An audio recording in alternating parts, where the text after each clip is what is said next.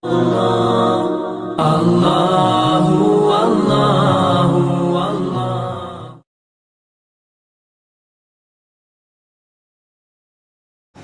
الله الرحمن الرحيم.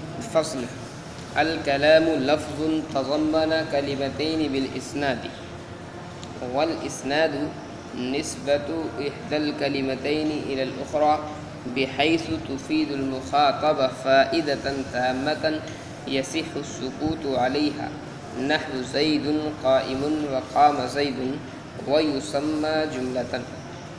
فعلم أن الكلام لا يحصل إلا من اسمين، نحو زيد قائم، ويسمى جملة اسمية، أو من فعل واسم، نحو قام زيد، ويسمى جملة فعلية، إذ لا يوجد المسند والمسند إليه معا في غيرهما، ولا بد للكلام منهما.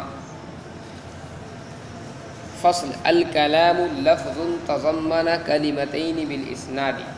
کلام ایسا لفظ ہے، کلام ایسا لفظ ہے، یہ موصوف ہے لفظ، اس لیے اس کے ساتھ میں لگائیں گے ہم ایسا. کلام ایسا لفظ ہے جو متضمن ہو کلمتین، دو کلموں کو، جو متضمن ہو دو کلموں کو، بالاسنادی، اسناد کے ساتھ. کیسے؟ اسناد کے ساتھ. مصنف رحمۃ اللہ علیہ نے شروع میں آپ کو بتایا تھا کہ علم نحو کا جو موضوع ہے وہ کلمہ اور کلام ہے. تو کلمے کی مصنف رحمۃ اللہ علیہ نے تعریف کی، پھر کلمے کی قسمیں بیان کی، اسم فعل اور حرف. کلمے کی تین قسمیں ہیں، اسم فعل اور حرف. اب ایک جز تو یہ پورا ہو گیا، دوسرا جو جز تھا موضوع کا وہ تھا کلام. کیا تھا؟ کلام. تو مصنف رحمۃ اللہ علیہ نے سب سے پہلے کلام کی تعریف کی ہے. کلام کی تعریف کی ہے.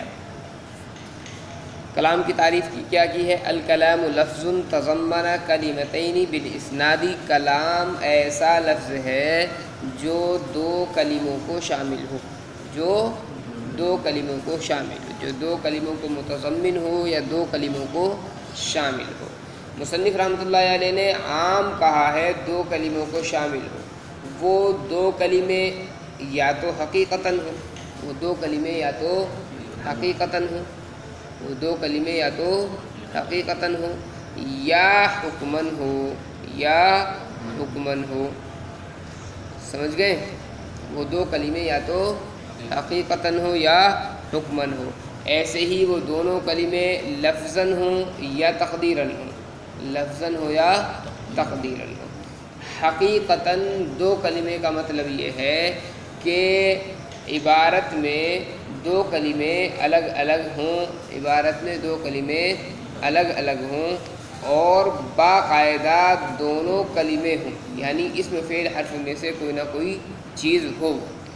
جیسے زید قائم ہے، جیسے زید قائم ہے، زید الگ ایک کلمہ ہو گیا اور قائم الگ ایک کلمہ ہو گیا. زید بھی اسم ہے اور قائم بھی اسم ہے. تو یہ ہے حقیقتاً کلمے. یہ کیا ہے؟ حقیقتاً کلمے. ایک ہے حقیقتاً کلمہ نہ ہو بلکہ حکماً ہو، بلکہ حکماً ہو. حکماً کلمہ ہونے کا مطلب یہ ہے کہ وہ حقیقت کے اعتبار سے کلمہ نہیں ہے، حقیقت کے اعتبار سے کلمہ نہیں ہے، بلکہ گھما پھرا کر اس کو کلمہ بنایا جا رہا ہے، بلکہ گھما پھرا کر اس کو کلمہ بنایا جا رہا ہے. سمجھ گئے؟ جیسے جسقن کیا ہے؟ لفظ موضوع محمل میں سے محمل ہے. جسقن محمل لفظ ہے. اب محمل لفظ ہے تو اسم فعل حرف میں سے کچھ ہوگا؟ اسم فعل حرف میں سے کچھ بھی نہیں ہوگا. کیوں نہیں ہوگا؟ اس لیے کہ کلمہ ہی نہیں ہوگا، اس لیے کہ وہ کلمہ ہی نہیں ہوگا. لفظ موضوع، لفظ موضوع کو تو کلمہ کہیں گے اور لفظ محمل کو کلمہ کہیں گے ہی نہیں. جسقن ہے، کیا ہے؟ جسقن. اب ہم ایک جملہ بولیں، الجسق محمل، الجسق محمل، یا جسقن محمل. کیا بولے ہم؟ جسقن محمل. جسقن جو لفظ ہے وہ محمل ہے، وہ کیا ہے؟ محمل ہے. تو اس مثال میں ترکیب اب کیسے کریں گے ہم؟ جسقن یا الجسق مبتدا اور محمل خبر، یہ تو ترکیب کریں گے، مبتدا خبر سے مل کر جملہ اسمیہ خبریہ ہوا۔ تو جسقن تو لفظ محمل ہے، اور جب لفظ محمل ہو گیا تو وہ موضوع بن جائے گا، موضوع بنے گا ہی نہیں۔ وہ جب موضوع نہیں بنے گا تو اسم فعل حرف میں سے بھی کچھ نہیں بنے گا۔ حالانکہ یہاں پر ہم کیا بنا رہے ہیں؟ اس کو مبتدا بنا رہے ہیں، اور مبتدا تو اسم ہوتا ہے، مبتدا اسم ہوتا ہے، کلمہ ہوتا ہے۔ تو ہم نے الجسق و محمل میں الجسق کیا بنا دیا؟ کلمہ بنا دیا، حالانکہ لفظ محمل ہے، حالانکہ لفظ محمل ہے۔ تو کیسے بنا دیا؟ یہ تقدیراً کلمہ، یہ حکماً کلمہ ہے۔ کیسے ہے؟ حکماً کلمہ۔ حکماً کلمہ کیوں ہے؟ یہ جو ہے حاضل لفظ کے معنی میں، کس کے معنی میں؟ حاضل لفظ کے۔ تو کلمہ نہیں تھا، لیکن ہم نے گھما پھرا کے ہم نے کلمہ بنا دیا۔ گوبر پہ چاندی کا ورق لگا دیا، گوبر پہ چاندی کا ورق لگا دیا، تو دیکھنے میں جو حقیقت تھی اس کی وہ چھپ گئی، اندر حقیقت اس کی چھپ گئی۔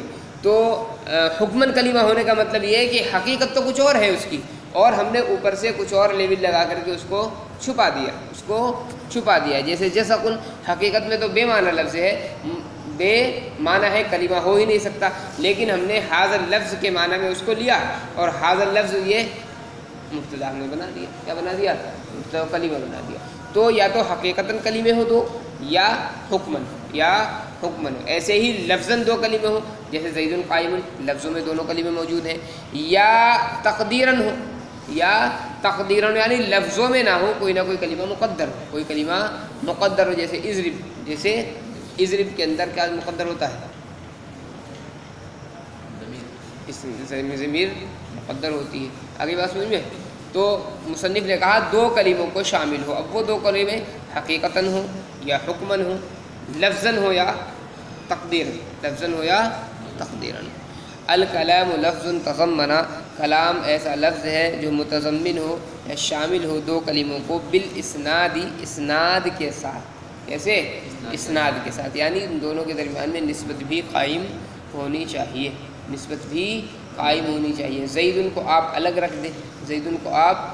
الگ رکھ دیں اٹھا کر کے، اور فدار کو آپ الگ رکھ دیں، تو ہے تو دو کلمے، ہے تو بلکہ تین کلمے ہو گئے ہیں، تو فی ایک کلمہ ہو گیا، الدار ہو گیا، اور زید الگ۔ لیکن جب تک ان تینوں کو آپس میں ملائیں گے نہیں، جب تک نسبت آپ قائم نہیں کریں گے، اس کو کلام ہم نہیں کہیں گے۔ آگے مصنف رحمۃ اللہ علیہ نے اسناد کی تعریف کی ہے، والاسناد نسبت احدى الكلمتين الى الاخرى بحيث تفيد المخاطب فائدة تامة يصح السكوت عليها۔ اور اسناد دو کلموں میں سے ایک کی نسبت کرنا، دوسرے کی طرف، کس کی طرف؟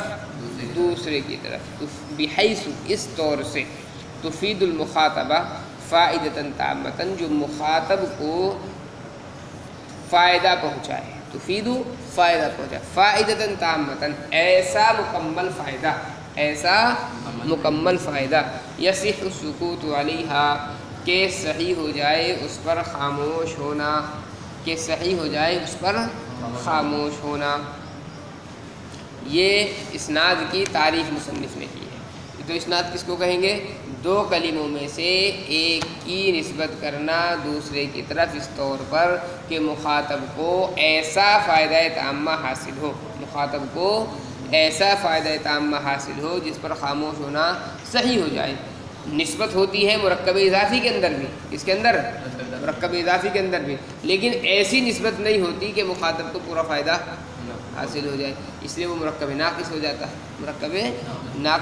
ہے، چونکہ نسبت کامل نہیں ہوتی، نسبت ناقص ہوتی ہے۔ والاسناد نسبت احدى الكلمتين، اور اسناد دو کلموں میں سے ایک کی نسبت کرنا،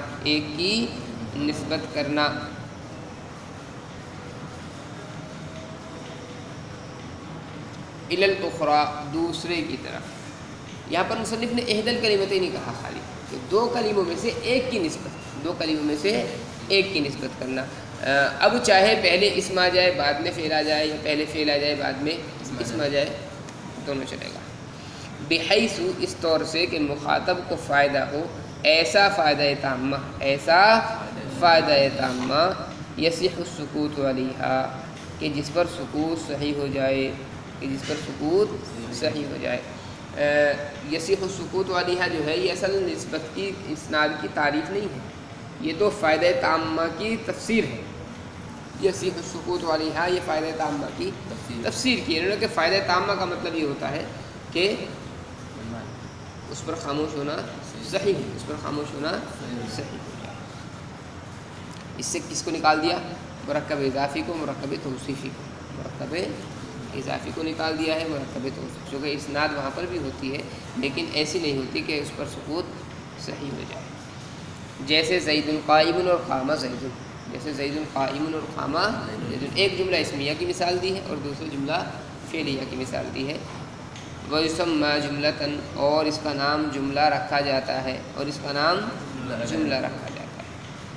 فَعُلِمَ أَنَّ الْكَلَامَ لَا يَحْصُلُ إِلَّا مِنْ اسْمَيْنِ نحو زید قائم ويسمى جملة اسمية أو من فعل واسم نحو قام زید ويسمى جملة فعلية إذ لا يوجد المسند والمسند إليه معا في غيرهما ولا بد للكلام منهما۔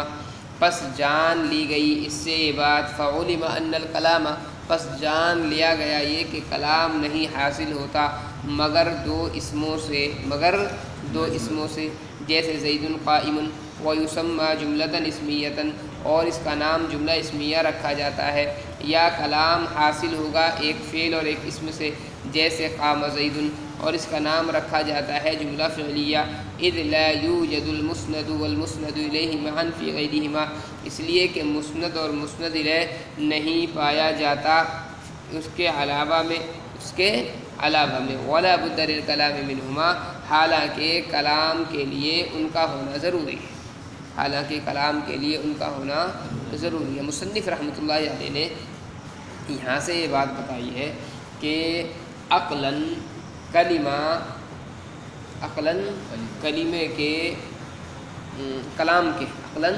کلام کے وجود میں آنے کی کئی شکلیں ہو سکتی ہیں، عقلاً کلام کے وجود میں آنے کی کئی شکلیں ہو سکتی ہیں، لیکن ان میں صرف دو شکلیں صحیح ہوتی ہیں، ان میں دو شکلیں صحیح ہوتی ہیں، اس لیے کہ کلام کی جو ہم نے تعریف کی ہے، کلام کی ہم نے تعریف کی ہے، کلام وہ کلمہ ہے جو اسناد کے ساتھ، کلام وہ لفظ ہے جو اسناد کے ساتھ دو کلموں کو شامل، جو اسناد کے ساتھ دو کلموں کو شامل ہو، یعنی اسناد ہونی چاہیے اور دو کلمے ہونی چاہیے جس میں سے ایک کی نسبت دوسرے کی طرف، دو ہیں دو سے زیادہ، دو ہیں اور دو سے زیادہ ہو، کوئی مسئلہ نہیں، تو ایسے کلمے ہونے چاہیے جن میں سے ایک کی نسبت دوسرے کی طرف ہو سکتی ہے، ایک کی نسبت دوسرے کی طرف ہو سکتی ہے، اور یہ چیزیں دو شکلوں میں پیدا ہوتی ہیں۔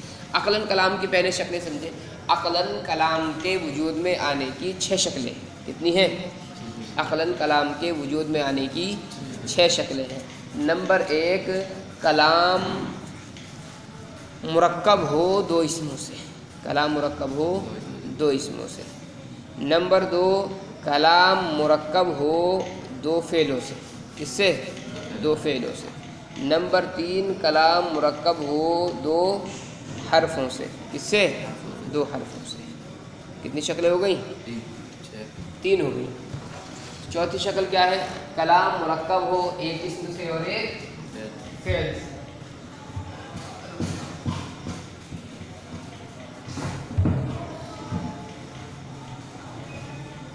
ایسے مثال کے طور پر نمبر 1 شکل کیا ہے؟ کلام مرکب ہو دو اسموں سے۔ نمبر 2، دو فعلوں سے۔ نمبر 3، دو حرفوں سے۔ 3 شکلیں تو اس کی ہو گئی، آسان سی ہوگی۔ اب کیا کرنا ہے ہمیں؟ باقی جو شکل ہم نکالیں گے انہی میں سے ایک دوسرے سے ملاتے جائیں گے۔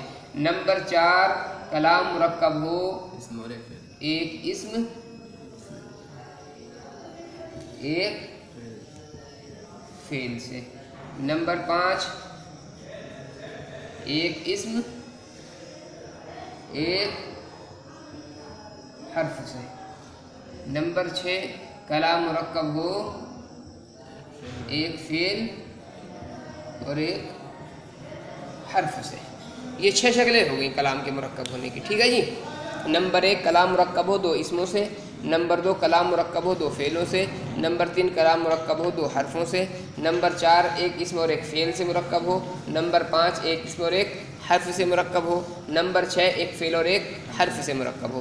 ان میں وہ شکلیں صحیح ہوں گی 6 شکلوں میں جن میں مسند اور مسند الیہ دونوں چیزیں پائی جائیں، جن میں مسند اور مسند الیہ دونوں چیزیں۔ ان میں کون کون سی شکل ہے جس میں مسند اور مسند الیہ دونوں چیزیں پائی جا سکتی ہیں؟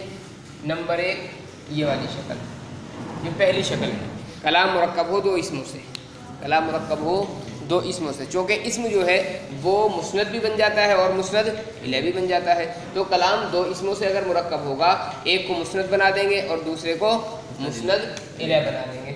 مثال کے طور پر زید قائم ہے، ٹھیک ہے۔ نمبر اچھا اگر کلام مرکب ہو 2 فعلوں سے تو مسند اور مسند الیہ دونوں پائے جائیں گے؟ ہاں جی، اگر 2 فعلوں سے کلام مرکب ہو تو مسند اور مسند الیہ دونوں چیزیں پائی جا سکتی ہیں۔ فعل ہمیشہ مسند ہوتا ہے، مسند الیہ نہیں ہوتا، تو پائی جائیں گی۔ اگر 2 فعلوں سے کلام کو مرکب کر دیں تو صرف مسند پایا جائے گا، مسند الیہ نہیں پایا جائے گا، اس لیے یہ شکل باطل۔ اگر 2 حرفوں سے کلام مرکب ہو تو نہ مسند پایا جائے گا نہ ہی مسند الیہ پایا جائے گا، یہ شکل بھی ختم۔ چوتھی شکل کیا ہے؟ کلام مرکب ہو ایک اسم اور ایک فعل سے، تو یہ جو شکل ہے یہ بھی صحیح ہے، یہ شکل بھی صحیح ہے۔ کیوں؟ اس لیے کہ اس میں مثال کے طور پر فعل زید ہے، ٹھیک ہے، ایک اسم اور ایک فعل ہے اس میں، ہے نا، تو فعل کو کیا بنا دیں گے؟ مسند بنا دیں گے اور اسم کو مسند الیہ بنا دیں گے۔ یا اگر اس کا الٹا ہو جائے کہ پہلے اسم آ جائے بعد میں فعل آ جائے تب بھی یہ شکل ہے، خالی ایک شکل میں جملہ اسمیہ ہو جائے گا، دوسری شکل میں جملہ فعلیہ ہو جائے گا، تو یہ جو شکل ہے یہ بھی صحیح ہے۔ کلام اگر مرکب ہو رہا ہے ایک اسم سے اور ایک حرف سے، ایک اسم سے اور ایک حرف سے، تو اب اسم کو آپ مسند بنائیں گے تو مسند الیہ نہیں پایا جا رہا، مسند الیہ بنائیں گے اسم کو تو مسند نہیں پایا جا رہا، چونکہ حرف تو کچھ ہوتا نہیں ہے، اس لیے یہ والی جو شکل ہے 5ویں یہ شکل بھی باطل ہو گئی، ٹھیک ہے۔ چھٹی شکل کیا بچی؟ کلام مرکب ہو ایک فعل اور ایک حرف سے، تو اس میں بھی فعل کو آپ صرف کیا بنا سکتے ہیں؟ مسند، حرف کو کچھ نہیں بنا سکتے، تو یہ شکل بھی باطل ہے۔ تو وہ پہلی شکل اور چوتھی شکل جو ہے یہ شکلیں صحیح ہیں کلام کے مرکب ہونے کی، چونکہ کلام کے مرکب ہونے کے لیے ضروری کیا ہے؟ مسند اور مسند الیہ دونوں چیزوں کا ہونا، اور یہ 6 شکلوں میں سے صرف 2 شکلوں میں ممکن ہے، 2 اسموں سے کلام مرکب ہو یا ایک اسم اور ایک فعل سے کلام مرکب۔ اسی کو دیکھو مصنف نے سمجھایا ہے، فعلم ان الکلام، تو جان لیا گیا اس سے کہ کلام نہیں حاصل ہوتا ہے مگر 2 اسموں سے، جیسے زید قائم، جیسے زید قائم، ویسمى جملۃ اسمیۃ، اور نام رکھا جاتا ہے اس کا جملہ اسمیہ، اور اس کا نام رکھا جاتا ہے جملہ اسمیہ۔ یہاں پر انہوں نے کہا ہے کہ کلام جب 2 اسموں سے مرکب ہو تو اس کا نام جملہ اسمیہ رکھا جاتا ہے، جملہ اسم۔ یہ پہلے جز کے اعتبار سے کہہ رہے ہیں مصنف، یہ جو مصنف نے کہا یہ کہا ہے پہلے جز کے اعتبار سے کہ پہلا جز اگر اسم ہے تو جملہ اسمیہ ہے، ورنہ تو اگر کلام ایک اسم اور ایک فعل سے مرکب ہو تب بھی جملہ اسمیہ ہو سکتا ہے، تب بھی یہ زید فعل تو یہ بھی جملہ اسمیہ ہے، حالانکہ 2 اسموں سے مرکب نہیں ہو رہا بلکہ ایک اسم سے اور ایک فعل سے مرکب، لیکن یہ پہلے جز کے اعتبار سے کہہ رہے ہیں مصنف، یہ ذہن میں رکھنا۔ وَيُسَمَّى جُمْلَةً اسْمِيَّةً، اور اس کا نام رکھا جاتا ہے جملہ اسمیہ، او من فعل و اسم، یا کلام مرکب ہو ایک فعل اور ایک اسم سے، جیسے قام زید، اور اس کا نام رکھا جاتا ہے جملہ فعلیہ۔ اذ لا یوجد المسند والمسند الیہ، یہ 2 ہی شکلیں کیوں صحیح ہیں؟ یہ 2 ہی شکلیں کیوں صحیح ہیں؟ اس کی وجہ مصنف رحمۃ اللہ علیہ بیان فرما رہے ہیں، اذ لا یوجد سے، اس لیے کہ نہیں پائے جاتے ہیں مسند اور مسند الیہ ایک ساتھ، فی غیرہما، ان دونوں شکلوں کے علاوہ میں، ولا بد للکلام منہما، حالانکہ ضروری ہے، وہ حالیہ ہے، حالانکہ ضروری ہے کلام کے لیے، منہما، ان دونوں کا ہونا، یعنی مسند اور مسند الیہ کا ہونا، اور یہ 2 ہی شکلوں میں چونکہ ممکن ہے اس لیے 2 ہی شکلیں کلام کی درست ہے اور باقی شکلیں کلام کی درست نہیں ہے۔ آگے جو ہے فَإِنْ قِيلَ سے چھوٹا سا اعتراض مصنف رحمۃ اللہ علیہ نے کیا ہے، اس کا جواب دیا ہے۔ اعتراض یہ ہے کہ مصنف نے یہ کہا کہ کلام کی 2 شکلیں ہیں، یا تو 2 اسموں سے مرکب ہو یا ایک اسم اور ایک حرف فعل سے مرکب ہو۔ ہم آپ کو ایسی مثال دے رہے ہیں کہ کلام کے اندر کلام کے اندر ایک حرف ہے اور ایک اسم ہے، ایک حرف ہے اور ایک اسم ہے، تب بھی کلام مرکب ہو رہا ہے، تب بھی کلام مرکب ہے، اور وہ کلام صحیح بھی ہے، وہ کلام صحیح بھی ہے۔ یہ نہیں کہ آپ اس کو کلام نہیں کہہ سکتے، وہ کلام ہے، لوگ اس کو کلام مانتے بھی ہیں، جبکہ اس کے اندر دو اسم نہیں ہے بلکہ ایک حرف ہے اور ایک اسم ہے، جیسے یا زید، جیسے یا زید، یا حرف ہے، یا حرف ندا ہے نا، اور زید اسم ہے، تو ایک حرف پایا گیا اور ایک اسم پایا گیا، کلام مرکب ہے، کلام مرکب ہے اور درست ہے کلام۔ تو آپ تو کہہ رہے ہیں کہ دو ہی شکلیں، تین شکلیں نکل گئیں۔ اس کا جواب مصنف رحمۃ اللہ علیہ نے قلنا سے دے دیا، کا محترم آپ دھوکہ دے رہے ہیں، آپ دھوکہ دے رہے ہیں، بھولے بھالے دوم کے بچوں کو دھوکہ دے سکتے ہو تم، چونکہ یا حرف ندا تم نے کہہ دیا، حالانکہ یہ نہیں بتایا کہ یا حرف ندا تو ہے مگر وہ ادعو فعل کے قائم مقام ہے، ادعو فعل کے قائم مقام ہے وہ، تو ادعو فعل سے مرکب ہوا کلام، کلام مرکب ہوا ادعو فعل سے اور زید اسم سے، اس سے ادعو فعل سے اور زید اسم سے، لہذا یا زیدو کو لے کر کے دھوکہ تم نہیں دے سکتے ہو کہ ایک حرف سے اور ایک اسم سے مرکب ہو رہا ہے، بلکہ کلام مرکب ہو رہا ہے حقیقتاً ایک فعل سے اور ایک اسم سے۔ فَإِنْ قِيلَ، پس اگر کہا جائے قَدْ نُوقِضَ بِالنِّدَاءِ، یہ قاعدہ ٹوٹ رہا ہے ندا کے ذریعے سے، جیسے یا زید، جیسے یا زید، قلنا تو ہم کہیں گے حرف النداء قائم مقام ادعو و اطلب، حرف ندا یہ قائم مقام ہے ادعو اور اطلبو کے، حرف ندا ادعو اور اطلبو کے قائم مقام ہے، وہو الفعل، اور وہ فعل ہے، ادعو بھی فعل ہے اور اطلبو بھی فعل ہے، فلا نقض علیہ، لہذا اس پر نقض وارد نہیں ہو سکتا، اس پر ہمارے قاعدے پر اعتراض نہیں ہو سکتا ہے۔ وَإِذَا فَرَغْنَا مِنَ الْمُقَدِّمَةِ فَلْنَشْرَعْ فِي الْأَقْسَامِ الثَّلَاثَةِ وَاللَّهُ الْمُوَفِّقُ وَالْمُعِينُ۔ مصنف فرماتے ہیں کہ جب ہم مقدمے سے فارغ ہو گئے تو اب اقسام ثلاثہ کو شروع کرتے ہیں، اقسام ثلاثہ کو شروع کرتے ہیں، واللہ الموفق، اللہ ہی توفیق دینے والا ہے اور اللہ ہی مددگار ہے۔ آگے مصنف رحمۃ اللہ علیہ نے پھر اقسام ثلاثہ شروع کیے ہیں اور اقسام ثلاثہ پر ہی کتاب آپ کی ختم ہو جاتی ہے۔ پہلی قسم میں اسم کا بیان آئے گا، دوسری قسم میں فعل کا بیان آئے گا، تیسری قسم میں حرف کا بیان آئے گا، تین بیان آئیں گے اور قسم سادس پر آپ کی کتاب پوری ہو جائے گی۔ مصنف نے ایک وعدہ آپ سے اور کیا تھا خاتمے کا، اس میں خاتمہ بھی ہے، اس میں خاتمہ بھی ہے، کہا تھا نا کہ میری کتاب مشتمل ہے مقدمے پر، تین فصول پر، ایک خاتمے پر، تین اقسام پر اور ایک خاتمے پر، ورتبتہ علی مقدمۃ وثلاثۃ اقسام وخاتمۃ، کہا تھا، لیکن خاتمے کا کتاب میں کہیں ذکر نہیں ہے، ممکن ہے یہ غلطی سے کاتب نے لکھ دیا، غلطی سے کاتب نے لکھ دیا۔